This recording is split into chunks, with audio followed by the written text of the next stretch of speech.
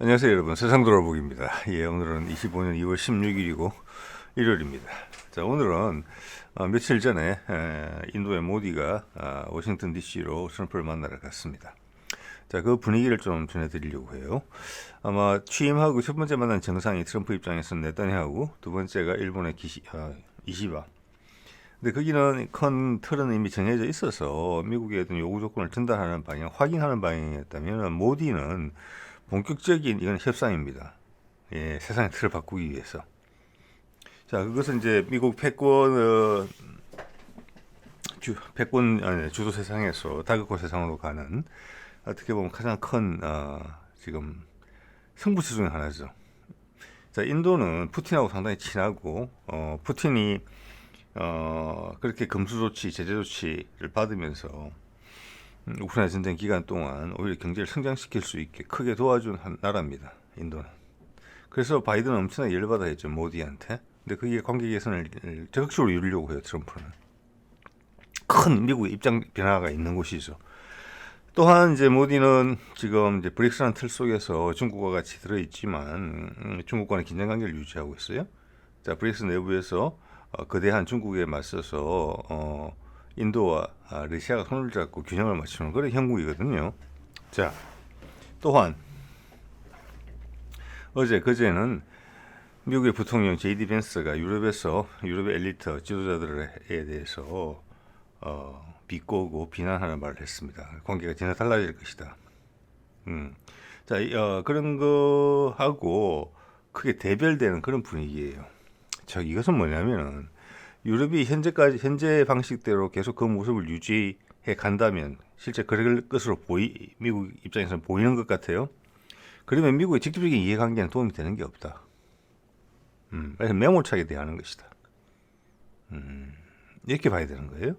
자, 또한 이제 트럼프가 여러 번 공언했지만 가자와 우크라이나가 끝나면 북한의 김정은과 이야기를 하겠다라고 이야기를 해왔고, 이미 물밑으로 대화를 하고 있을 가능성이 높다는 말씀을 제가 드려오고 있습니다. 자, 그러면 미국에 이렇게 크게 상반되는 입장, 유럽에 대한 입장, 이때까지 동맹국이었던, 그리고 중간자적 입장에 있었던, 그리고 바이든 시절에는 상당히 관계가 날카로워졌던 인도와는 아주 급작스러운 관계 개선. 이거는 당연히 러시아와 만나기 위한 징검다리 역할도 하는 거예요. 그럼 러시아와는 더 대폭적인 관계 개선이 돼요. 자, 트럼프가 푸틴과 통화를 하고 그걸 SNS에 올리면서 젤렌스키하고 통화를 하겠다 이야기를 했고, 바로 젤렌스키와 통화를 했어요.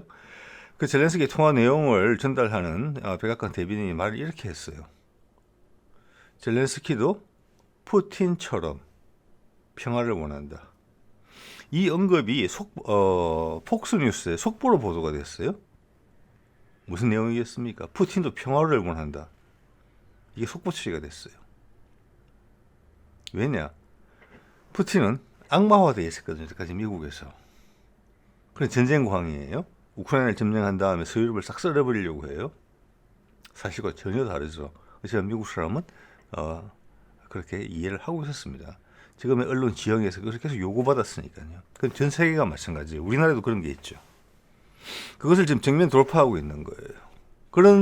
이런 것을 정면 돌파하는 데 있어서는 트럼프 방식이 되게 맞다고 봅니다. 왜? 미국은 시간이 많이 없으니까.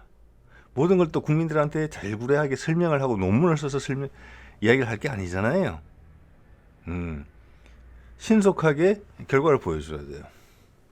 자, 그렇기 때문에 이 모디를 어떻게 대하는지를 보면은 미국의 중대한 이해가 걸린 문제에 있어서 지금 바뀌 전 세상이라는 게 전제가 필요하겠죠. 이때까지 미국이 하면 그냥 다 따라왔던 패권 주도에서 여러 영향력이 있는 나라 중에 하나로 지금 안착하려는 거죠.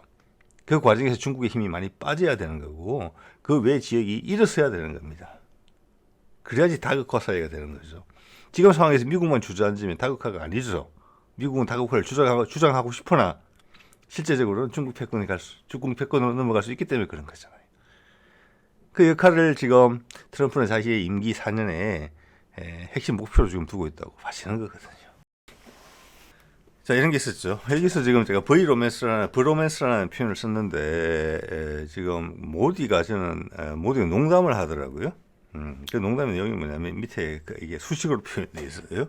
예, 이게 인도식 사고 방식인 것 같아요. 인도가 수학을 되게 잘한다. 러시아와 더불어 그런 제가 이야기를 들은 적이 있는데 역시 그런 것 같습니다. 마가 우리가 여기서 아는 단어는 마가밖에 없어요. MAGA, Make America Great Again. 미국을 다시금 위대하게 한다. 그죠? 여기서 모디가 농담을 해서 우리는 MIGA를 한다. Make India Great Again. 인디아를 다시 한번 위대하게 만든다. 자, 이것을 두 개를 합치면은 메가가 된다.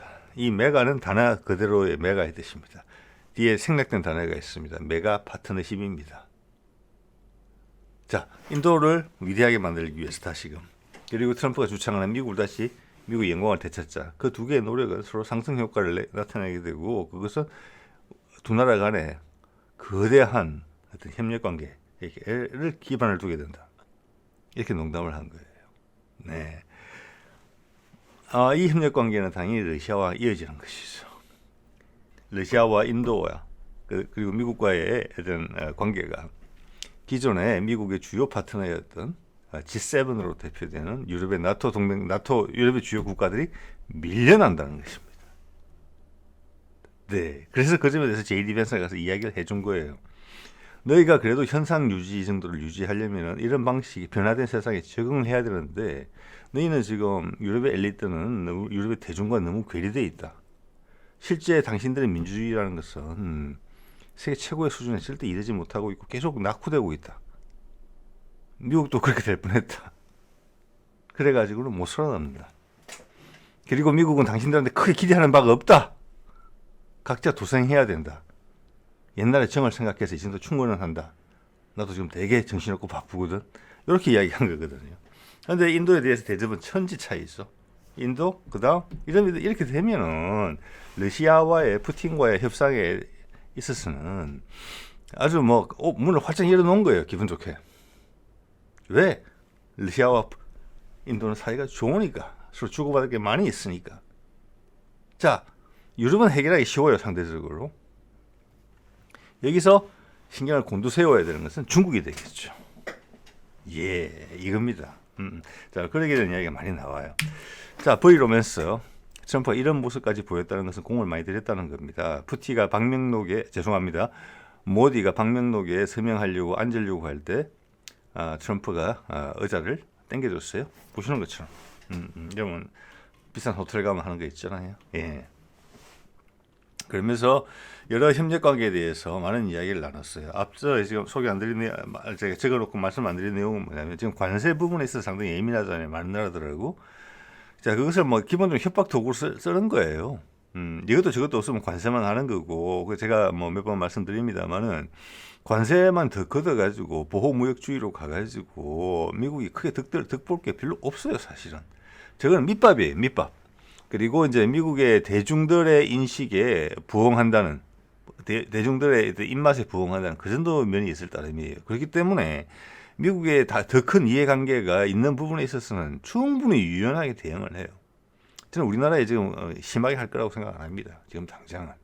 지금 우리나라가 지금 안정이 안 돼 있잖아요. 자, 모디 만나고 이렇게 극진하게 대접했죠. 푸틴한테는 더 하겠죠. 그런 푸틴이 강력하게 요구하고 트럼프가 강력하게 추진해왔던 북한과의 관계에 있어서는 거기는 엄청나게 뭐가 많이 떨어진다는 겁니다. 일단 쉽게 생각하면은 북러 상호 방위 조약을 맺어서 북미 종전선언이 되게 되고 이건 여기서 보여지는 오늘 인도와 보여지는 여러 가지 협력 관계를 제가 몇 개 설명드릴 거예요. 푸틴과는 또 당연하죠. 북한도 그런 그림이 그려져 있는 겁니다. 그러면서 중국을 명분을 가지고 구석으로 몰 수 있다. 미국은 투자처가 생긴다. 달러를 계속 활용한다. 당연히 모디, 러시아 마찬가지. 이미 달러의 수요를 푸는 거예요. 이렇게 수요를 새로 만들어 다시 회복한다고 봐야 되겠죠. 옛날에 있었는데 바이든이 차버렸던 거니까. 자, 이게 큰 그림이라고 보고 이런 연장선상에 트럼프가 계속 관심을 표명하는 김정은과의 관계에 대해서는 최고의 리턴이 있다는 거예요. 신경 쓴 거 이상으로 가장 큰 구미가 당기는 혜택이 예상이 된다는 거잖아요. 한반도에서. 자, 여기는 무슨 이야기 했는지 한번 보겠습니다. 일단 국방 부분에 대해서 이런 게 있어요. 이게 이제 제가 이제 짧은 내용만 보고 판단하기는 좀 그런데 여기 보면은 현재 인도가 가지고 있는 여러 가지 무기 체계에 있어 가지고 인터그레이션이나 업그레이드 이런 부분에 대해서 여태까지 관계가 소원했기 때문에 그것을 우리가 미국 무기를 사면 미국에서 와서 도와줘야지 업그레이드가 되는 거잖아요. 자, 그런 부분이 있었는데 그런 부분을 해소하겠다는 부분이 있고 새롭게 등장한 부분은 제블린 미사일, 대전차 미사일 있죠. 우리. 예. 그거는 스트라이크 장갑차를 공동 생산한다. 저거는 뭐 큰 그건 아닌데 상징적인 거라고 봅니다. 엄청나게 고부가가치 무기 체계는 아니잖아요. 그러면서 인터뷰할 때 보니까 기자회견할 때 보니까 트럼프가 F-35도 좀 사줬으면 하는 그런 분위기가 있고요. 또 미국이 전 세계 1위의 석유 생산국이고 LNG 생산국이니까 그것도 좀 사줬으면 좋겠다 하는 넌지시 제안을 하는데 요거는 모디가 고민을 많이 할 부분이라고 생각을 합니다.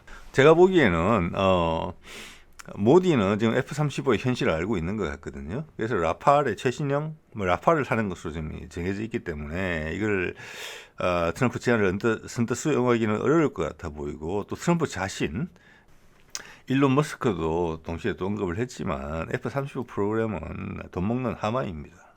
미국을 망가뜨리고 있는 거거든요. 근데 여기서 이제 팔려고 넌지시 찔러보는 거잖아요. 네. 자, 이런 모습들을 우리가 다 감안해야 되는 것입니다.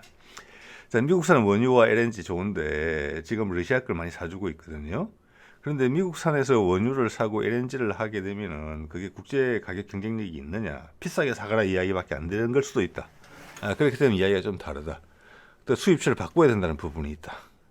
그래서 이게 이제 합의문에는 안 나왔다 저는 그렇게 보는 거예요. 제안이죠. 이거는 그냥 한번 말 던져 보는 거예요. 자, 이런 것들이 있었죠. 보면 이제 러시아하고도 그 서로 범죄인을 상호 교환하고 그랬죠. 미국과 러시아 사이에. 이게 뭐 문바이의 테러 용의자가 하나 미국에 좀 있는데 그걸 인도로 인계하겠다고 그랬고 또 모디는 미국 내에 있는 그 불법 이민자 그중 인도도 상당 부분을 차지합니다. 그 불법 체류자들을 다시 인도로 데리고 가겠다. 이게 분위기가 좋은 거예요. 분위기가. 자, 이거는 제가 이제 바이든과 모디의 관계를 쭉 살펴봤는데 그냥 긴장 관계였어요, 사실은. 바이든이 많이 갈궜어요, 모디를. 캐나다와 손잡고. 네. 그걸 정치적으로 흔들려고 그랬고, 모디의 고향이 큰 이제 비즈니스 중에 하나인 러시아산 다이아몬드 원석을 가지고 들어와서 모디의 고향에서 이렇게 가공을 하는 부분이 있어요. 그게 이제 그 동네 큰 비즈니스거든요. 거기에 우크라이나전을 핑계 삼아 러시아 금수 조치를 경제제재 조치를 내리면서 거기 다이아몬드 살짝 건드리고 그러려고 그랬었거든요. 자, 거기에 비하면 엄청나게 지금 바뀐 거고 모디도 트럼프의 입장을 지금 상당히 트럼프의 재등장을 상당히 반가워하는 티가 역력합니다. 자, 이게 그런 나오죠. 스몰 뉴클리어 리액터 이거 뭐냐면 SMR이라고 우리 이제 소형 원전이라는 부분이 있어. 자, 이것은 우리 문재인 때도 보면은 대형 원전을 우리는 앞으로 힘들 것 같다. 왜? 전 세계가 그런 방향으로 가고 있다. 암묵적으로. 자, 소형 원전은 대형 원전의 아마 용량이 한 3분의 1 정도밖에 안 될 거예요. 지금 동유럽에서도 미국이 발을 뗐죠. 이 시장으로 가게 될 거예요. 자, 이거 다음에는 차세대 원전, 더 소형 원전으로 갈 거예요. 폐기물이 더 안 나오는. 그래서 우리가 그런 수소 에너지를 활성화시키면서 동시에 대형 원전은 좀 힘들다 앞으로. 중소형 원전 내지는 고속 정식로 같은 차세대 원전 훨씬 효율이죠. 그럼 더 소형화돼야 되거든요. 소위 말해서 원자력 항공모함이나 원자력 잠수함의 추진기관을 쓸 수 있는. 예, 우리가 그걸 지금 연구하고 있는 기세가 여기저기서 보이거든요. 상당 수준 올라가 있을 거예요. 아마 수소 에너지 수준으로. 네, 이거 뭐, 자, 뒤에 링크 하나 걸어놓도록 하겠습니다. 자, 그것을 해주겠다 이런 이야기가 나왔고 또 하나 뭐냐면은 히토류 부분이 미국에게 나타나는 상당히 중요한 것 같아요. 히토류 부분이 중요하다는 것은 뭐냐면은 향후 이제 배터리 산업이나 차세대 산업, 풍력이든지 지력이든지 뭐 조력이든지 그런 부분에 있어서 이게 상당히 중요하단 말이에요. 국방 산업에도 중요하고. 자, 그런 산업들이 계속 앞으로 활발해질 것이다. 예, 지금 전기차는 일단 보조금을 끊었기 때문에 그리고 중국이 압도적으로 잘하고 있기 때문에 그냥 수소 에너지 쪽으로 넘어간다고 보는 거거든요. 거기도 히토류가 많이 필요하다. 그래서 이거는 뭐냐면은 여기 보면 리튬, 코발트, 그 외 히토리움인데 어디서 하느냐? 이게 보면은 이제 히토리가 어디서 많이 나오느냐 하면은 알루미늄이나 뭐 석탄 이런 걸 재련하는 과정에서 부산물로 많이 나온다는 거예요. 근데 그것을 추출해내는 게 상당히 어렵다는 거잖아요. 공해도 많이 발생하고 위험도도 높고. 자, 그래서 거기에 대해서 서로 이런 큰 공장에서 부산물로 나오는 걸 버릴 게 아니라 인도하고 미국이 협력해서 거기서 히토리를 확보하자. 이런 서로의 어떤 협약을 맺었다 이런 내용을 지금 이야기하고 있어요. 자, 이것은 우크라이나에다가 내가 우리 전비 지원해 준 거 미국이 그걸 돌려받는 요건으로도 등장하고 있는 거지 않습니까? 히토리오 너희가 생산해서 우리한테 그렇게 빚으로 우리 빚을 갚아라 이런 식으로 지금 이야기를 하고 있는 것이죠. 또 하나는 이거 상당히 의미 있더라고요. IMEC를 계속 추진하기로 한다. 이게 뭐냐면은 오른쪽 위에 영어로 표현되어 있습니다. 인도에서 중동을 거쳐서 유럽으로 가는 새로운 무역로예요. 여태까지는 이게 수에즈 운하를 통해서 갔었거든요.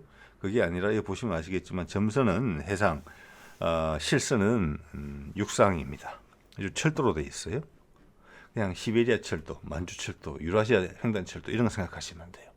즉 전 세계 경제를 활성화시키는 방법을 찾는 거예요. 저는 지금 트럼프의 관세 그 정책이 참 정말로 우리 인류가 조삼모사의 사실은 대상이라고 생각하는 게 그거예요. 오바마 시절만 하더라도 강력하게 했던 게 뭡니까?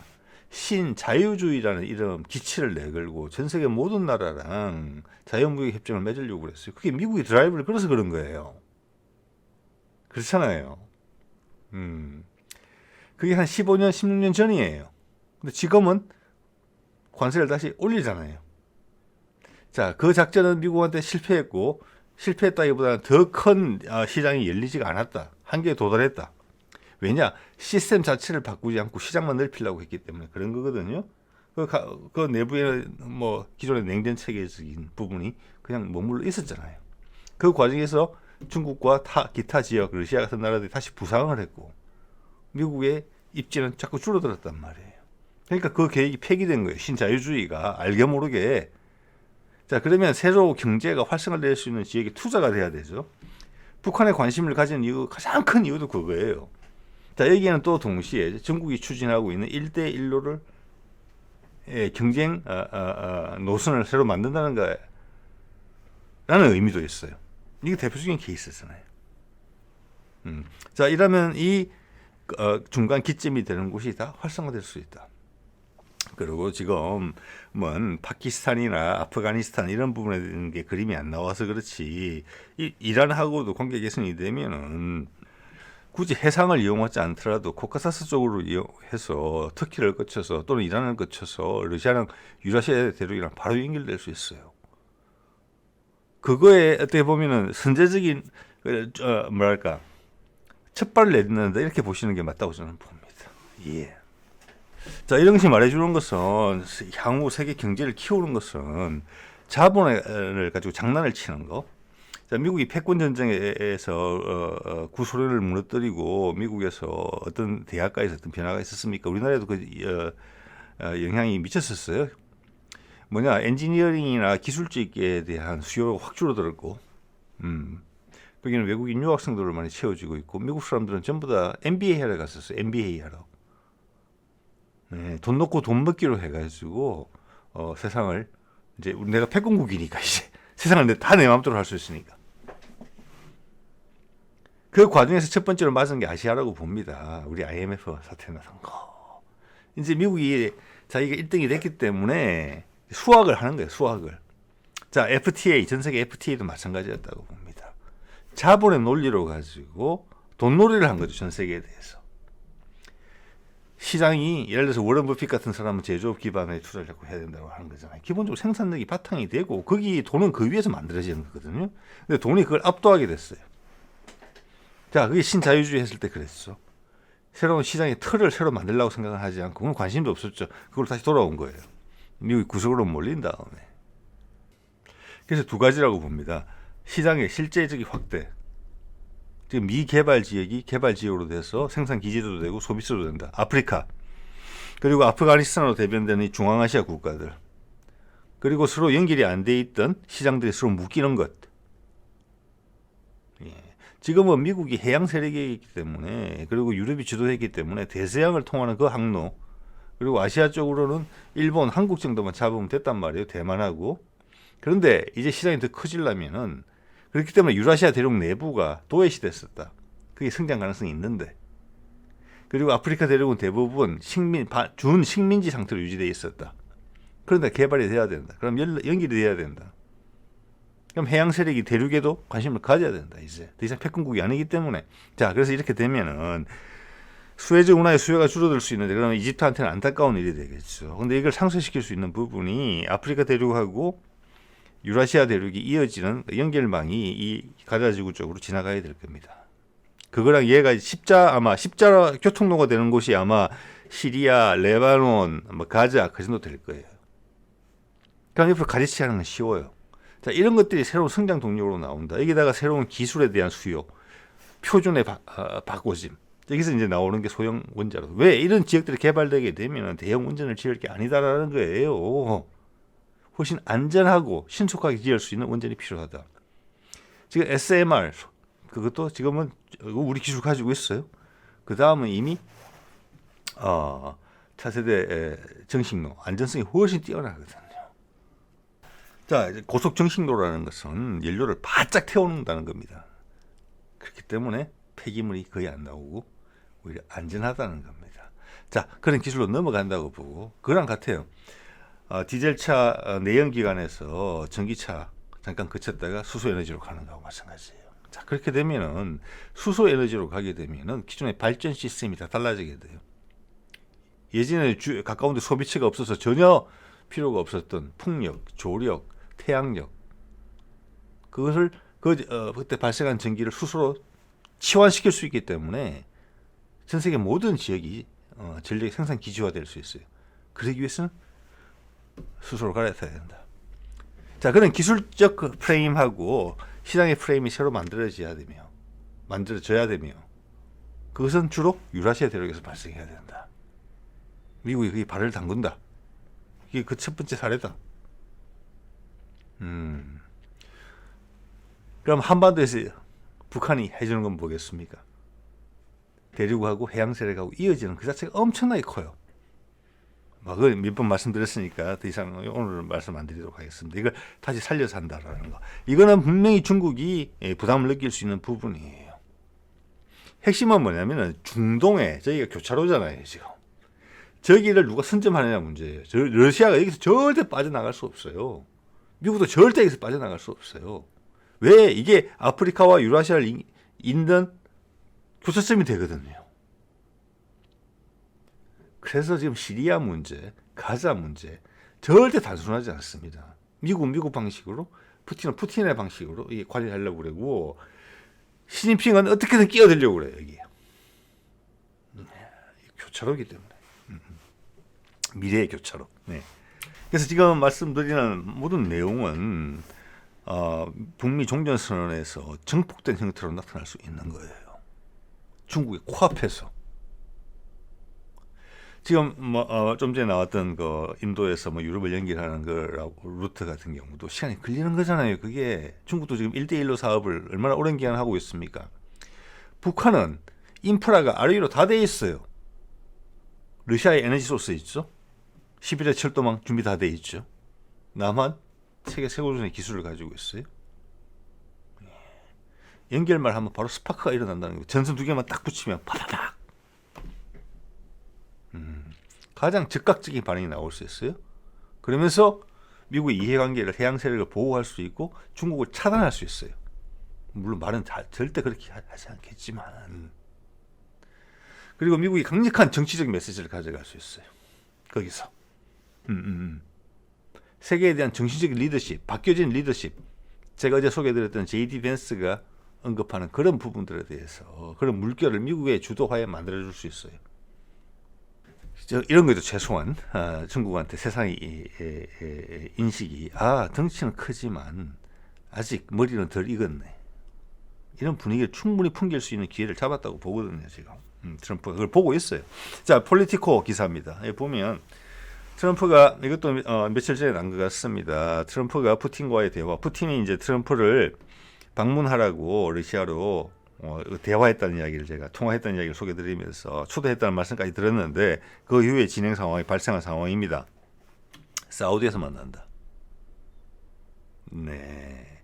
자, 예전에 트럼프하고 김정은이 만난다고 할 때 여러 군데서 경쟁을 했습니다. 그 미팅을 유치하려고. 이번도 그래요. 사우디는 푸틴하고도 친하고 트럼프하고도 친하다.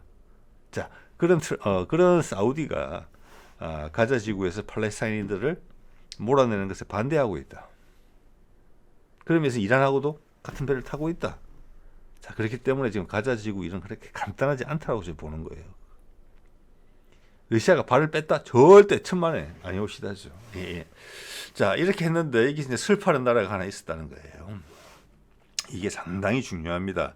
똑같은 일이 한반도에서 발생할 수 있어요. 한반도를 비핵화 시키는데 중국의 바로 코미치인데 그들이 이때까지 오랫동안 영향력을 행사했다고 믿어왔었고 한국 전쟁을 통해서 미국은 남한의 영향력을 행사했고 중국은 수많은 자기들의 병사들을 희생해가면서 북한의 영향력을 행사했는데 정작 남북한이 소통이 되는 부분에 있어서는 중국이 남북 통일을 반대한다 이렇게 이야기할 수는 절대 없습니다. 그죠? 한반도 비핵화와 평화로운 통일을 지지할 수밖에 없죠. 중국은 명분이.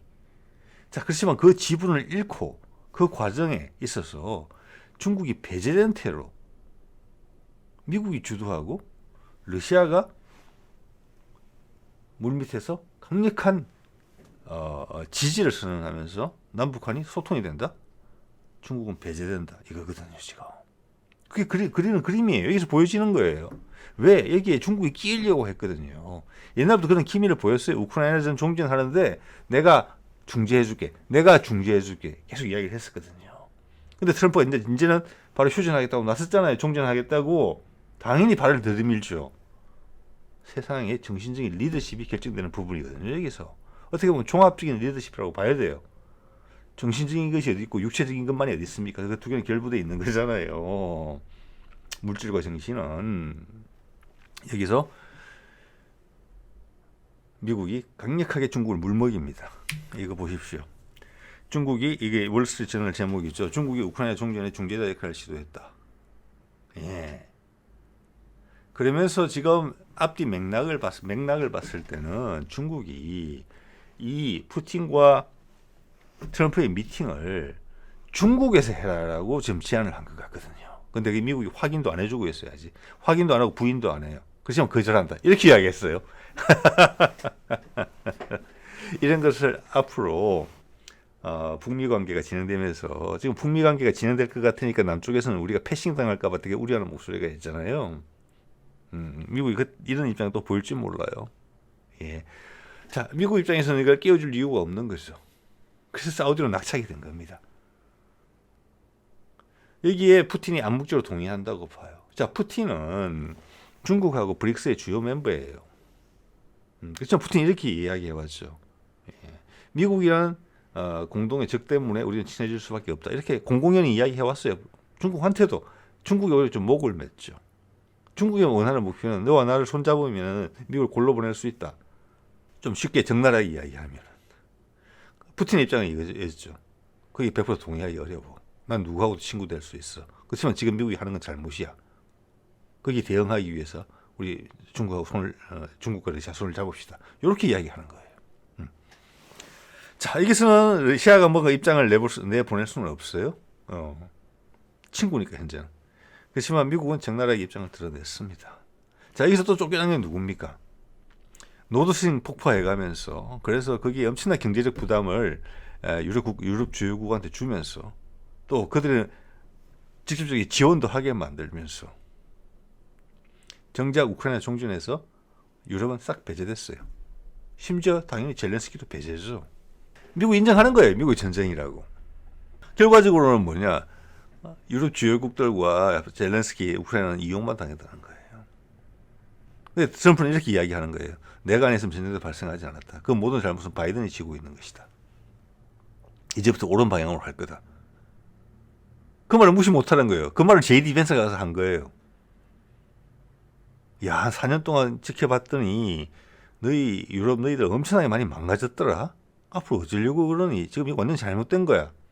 앞으로 우리가 똑바로 할게. 좀 빠져. 이렇게 이야기한 거거든요. 네. 그 화살에, 그 구체적인 화살이 미국이 조금 더 힘이 실리고 중국이 조금 구석으로 몰리게 되면 중국한테 뱉어줄 바로 그 말이 될 겁니다. 예. 자, 그래서 지금 이제 JD 벤스가 유럽의 지도자들한테 한 이야기가 지금 전 세계적으로 충격을 발생시키고 있어요. 엄청나게 지금 유럽이 불안해하고 있어요. 저기에 그래서 오늘은 거기다 불 붙는 짓을 거기다가 기름을 끼얹는 말을 트럼프가 했어요. 우리말로 번역하면 딱 그래요. 자, 벤스가 유럽을 비꼬는 말을 했는데 비난하면서 트럼프는 거기다가 기름을 끼얹었다. 딱 표현이 그렇게 돼 있잖아요. 지금 이게 인도의 힌두스탄 타임스가 표현하기를. 나도 그 기자 질문에 대답하는 과정에서 이렇게 이야기했어요. 이 내용을 제가 들었기 때문에 뭐라고 하냐면은 JD 벤스 이야기 야, 그 연설 엄청나게 잘했대. 이렇게 이야기했습니다. 그리고 지금 오늘 소개해드리는 모디한테 대응하는 거 보십시오. 인도에 모든 게 유연해집니다. 예. 이거 정확하게 이야기해 준 거예요. 자, JD 벤스가 미국 대선 기간에 일본 기자하고 잠깐 만나는 장면을 제가 봤습니다. JD 벤스가 이렇게 이야기했습니다. 걸어가면서 일본은 이제 본인의 안보 문제를 본인이 스스로 해결해야 될 것이다. 우리한테 무언가를 여태까지 관계에 기반해서 뭔가를 기대지는 못하게 될 거다. 유럽하고 똑같은 겁니다. 너희가 찾아와라. 우리는 더 이상 패권이 아니다. 우리 먹고 살기 위해서 최선을 다한다. 너 우리랑 그래야 할 게 뭐가 있니? 나한테 앵앵거리는 소리는 더 이상 하지 말고. 그리고 새로운 세상에서는 다극화된 세상에서는 단지 너희들은 희한 독재 정권이고 민주주의도 채하지도 못하면서 미국이랑 친하기 때문에 나는 도움을 받을 것이고 보호를 받을 것이다. 이런 것도 안 된다. 이걸 이번에 이야기한 거잖아요. 가가지고. 그 말은 다른 곳에서 그런 싹을 가진 나라들이 많이 있고 그런 나라들이 보통 경제도 잘한다. 그런 나라들하고 우리한테 비즈니스를 가능성을 제시하는 좋은 아이디어를 가진 똑똑한 나라들하고 우리는 비즈니스를 해야 된다. 우리는 더 이상 패권국이 아니니까. 그런 이야기 하는 거예요, 지금. 그래서 제가 거듭해서 말씀드리는 겁니다. 그런 입장이 지금 확고하게 확인이 되는데 북한에서 단지 북한 핵무기만 폐기하기 위해서 북한하고 종전선언을 한다? 아니에요. 근데 북한에만 뭘 투자해가지고 미국 경제에 크게 도움이 되는 게 있느냐? 전 세계 빈국 중에 한 나라인데 북한은? 남북한이 소통이 돼야 돼요. 거기서 오는 큰 파이가 있다. 그 뒤에는 러시아가 있다. 해양 세력의 대표주자로 미국이 있다. 네. 한반도가 빠른 속도로 아주 강력한 거점으로서 성장할 수 있는 가능성이 아주 높다. 그렇기 때문에 관심을 가지고 신경을 쓰고 있다. 이렇게 해석이 충분히 되잖아요. 그걸 가운데 딱 막아서는 자가 있으니 팔을 딱 벌리고 인상을 팍 쓰면서 그는 윤석열이다. 그가 무사할 수 있겠느냐? 돌아올 수 있겠느냐? 어렵다. 그런 말씀을 드리는 겁니다. 지금. 자, 이런 이야기도 했죠. 러시아가 G7으로 돌아와서 원래 G8으로 돼야 된다. 이렇게 이야기했습니다. 러시아를 쫓아낸 건 실수였다. 잘못된 거다. 네. 자, 파격이 이어지고 있어요. 정신이 없을 정도예요. 빨리 결과물을 내야 돼요. 이 리듬과 속도감을 잃으면 안 돼요, 지금. 그러면 힘들 수 있거든요. 그것을 지금 트럼프는 장사꾼이라 협상이 될 때 결론을 내야 돼요. 좀 이따 하자. 그럼 다른 생각이 들어오고 다른 사람의 영향력을 받게 돼요. 그거는 트럼프가 잘 알고 있다고 봅니다. 즉, 그래서 북한과의 관계 개선 부분도 지금 이미 물밑으로 접촉이 되고 있다고 봅니다. 왜? 그렇기 때문에 푸틴이 쿠르스크에다가 북한군을 갖다 박은 거잖아요. 물론 당연히 북한에 동의해야 하는 거죠. 서로 동기화되어 있다. 한 패키지다. 미국도 이해하고 있지만 띄엄띄엄 떼서 할 게 아니다. 이것은 한꺼번에 트럼프 네가 탄력받아서 할 때 한꺼번에 해결해야 되는 문제다. 많이 부담스럽더라도. 자, 푸틴도 평화주의자라는 이야기를 했더니 속부처리가 됐잖아요. 폭스에서. 그런 거 생각해 보세요, 여러분. 계속 밀어붙이는 거예요. G7으로 돌아와라. 잘못됐다. 러시아를 쫓아낸 것은. 여러분 기억하셔야 돼요. G7 이야기할 때 트럼프가 이렇게 이야기했습니다. 한국도 들어와야 될 역량이 충분히 된다. 그 당시 아마 G7이었을 겁니다. G8이 돼야 된다. 그랬더니 아베가 뒤집어지려고 했죠. 자, 이게 G8이던 시절에 푸틴이 서 있는 게 보이죠? 메르켈 전 총리 옆에. 자, 이러자 이런 이야기들이 나옵니다. 밑에 거부터 소개해 드릴게요. 볼턴. 트럼프 일기에 안보 보좌관이었고 북미 종전선언을 뒤튼 사람으로 알고 있죠. 이게 이제 딥스테이트다. 아까 보니까 그 트럼프한테 기자들이 질문하는데 거기서도 자막 처리된 걸 보니까 딥스테이트라는 표현이 나오더라고요. 예, 이게 뭐냐면 제가 뭐 주로 말씀드립니다만은 우리가 각성하는 부분이 있어요. 세상이 바뀐다는 게 그냥 바뀌는 게 아니에요. 우리가 새로운 이때까지 이게 오류가 있었구나. 이건 잘못됐다. 이쪽으로 바꾸자. 수정하자. 전 세계가 동시에 느끼면 그게 엄청난 힘이 되는 거거든요. 그러려면은 우리가 잘못 알고 있는 부분이 노출이 돼야 돼요. 여러 여건 때문에. 밀려서 올라와야 돼요. 윤석열과 그를 추종하는 얼마 안 되는 세력들이 10몇 %에 불과한 그들 세력들이 지금 확 올라온 게 비상계엄이니 뭐니 뭐 서부지법 습격이니 뭐니 하면서 나오는 게 뭐냐. 이것은 힘에 눌려서 솟구쳐서 올라오는 거예요. 딱. 이때 숨어 있다가. 그게 각성이거든요. 우리가. 그 사람들 이번에 갑자기 생겨났습니까? 아니잖아요. 일제시대 때부터 쫙 있었던 세력이에요. 이제 그 우리가 눈앞에 목도하고 있는 거예요. 이제 그거 고치려고 그러잖아요. 이제 전 세계가 그런 부분이 있고 트럼프가 미국에서는 그 전면에 서 있다. 왜? 이때까지 패권국이었기 때문에. 이게 쉽지 않다는 겁니다. 패권국은 이렇게 무너지는 경우가 별로 이렇게 무너진다기보다는 뒷자리로 옮겨가는 경우가 없었어요. 이때까지는 최후까지 우리는 내가 잘난 줄 알고 전쟁이죠. 윤석열처럼 훅 가는 거죠. 큰 전쟁을 거치면서.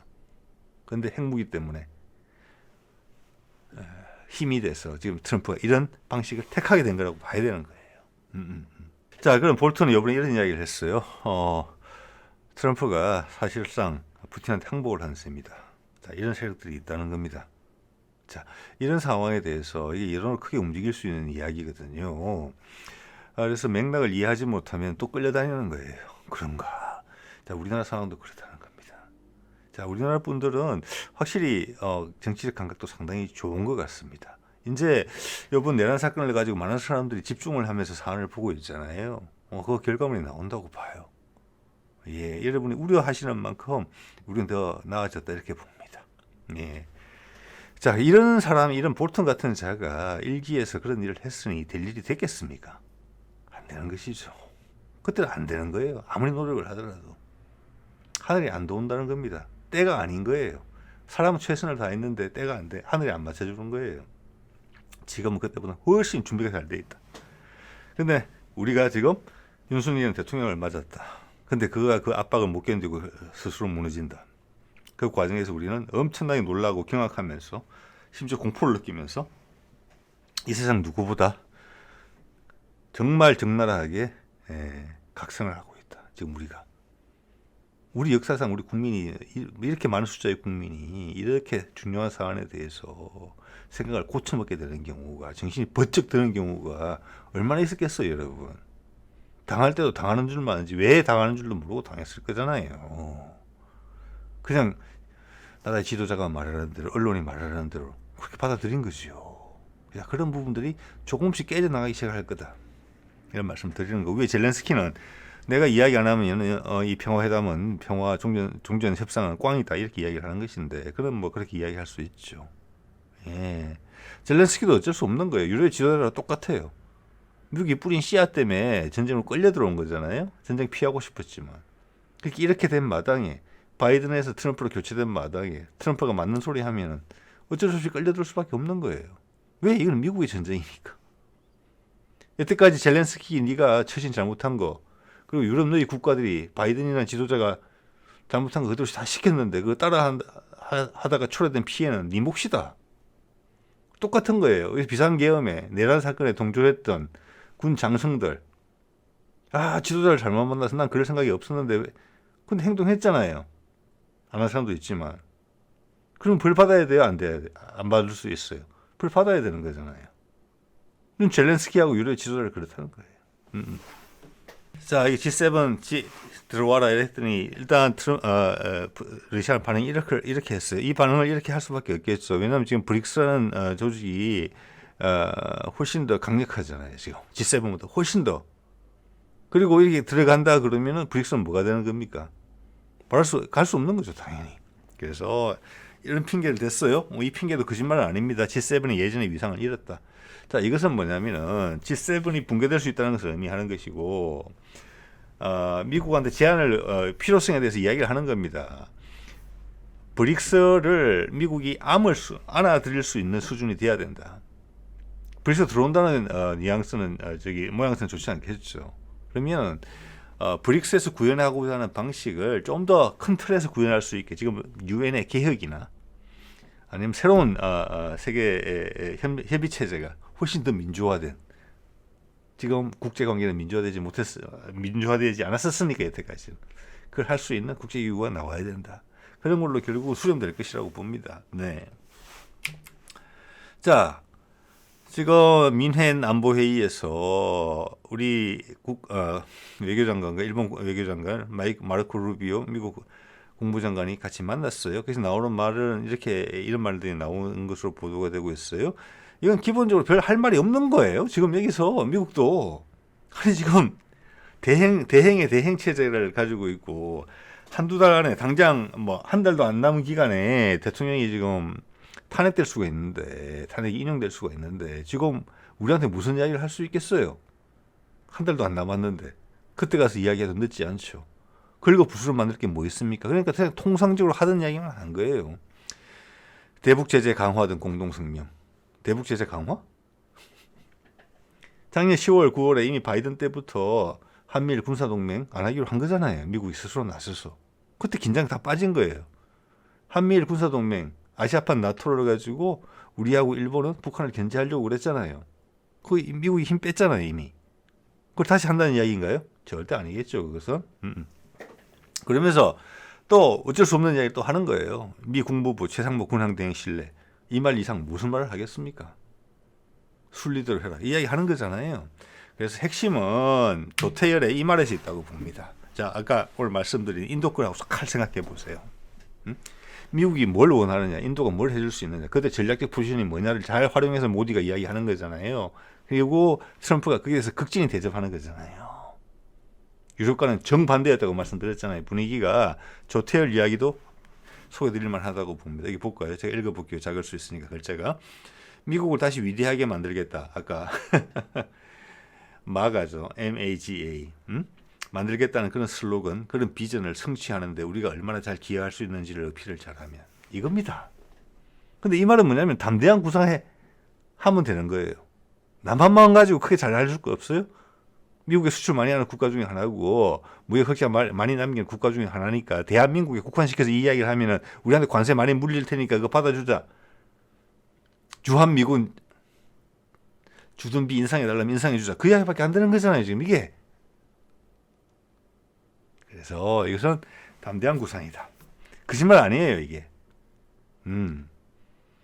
그러니까 여기서 왜 조태열이 모르겠습니까, 그것을? 지난번에 담대한 구상할 때 실무자로서 위에 실장인지 차관인지로 일을 했는데 외교부에서 당시에 불과 2년 전에 잘 알고 있다고 봐야 되겠죠. 예, 그래서 이걸 본인이 의미심장하게 이야기를 했을지도 모르겠다는 생각이 듭니다. 예, 이것을 예상해야 돼요. 미국이 우리한테 원하는 게 뭔지. 북미 종전선언을 하는 데 있어서 남한이 박수를 아주 잘 쳐달라. 그리고 혜택의 적극적인 수혜자, 장기적인 수혜자가 남한이 될 거다. 남북 통일 남한이 원하는 거 아니었냐. 미국하고 북한이 친구가 됐는데 그 북한이 남한을 침공하겠느냐, 공산화를 시키겠느냐. 남한 너희는 그렇게 자신감이 없느냐.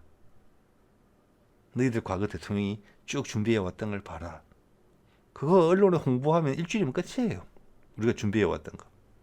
네. 자, 오늘 이 정도 말씀드리겠습니다. 네.